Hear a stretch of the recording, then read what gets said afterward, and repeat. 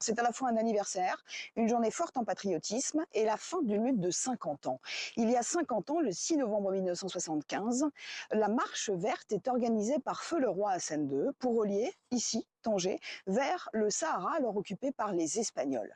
Le Maroc veut récupérer ce territoire dont il revendique la souveraineté.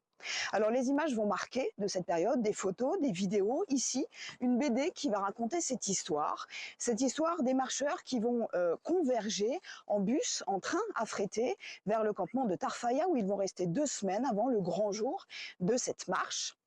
Au total, 350 000 personnes vont y participer. Alors, cette année, eh bien, des expositions, des spectacles, jusqu'à des rallyes automobiles vont changer de cap, direction le sud. À l'exemple des rencontres de la photographie de Marrakech qui délocalise à Dakhla en exposant non pas seulement cette année des artistes professionnels, mais également des photos amateurs de l'époque. Ils ne sont pas de simples illustrations, mais des fragments d'histoire, des témoignages personnels de ceux qui ont participé au vécu de cette période.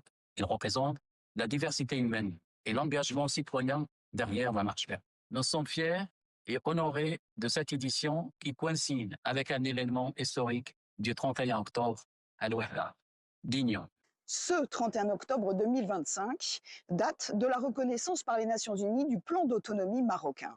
50 ans presque jour pour jour après les revendications de la marche verte, ce jubilé devient donc une victoire et c'est tout cela que fête le Maroc ce jeudi.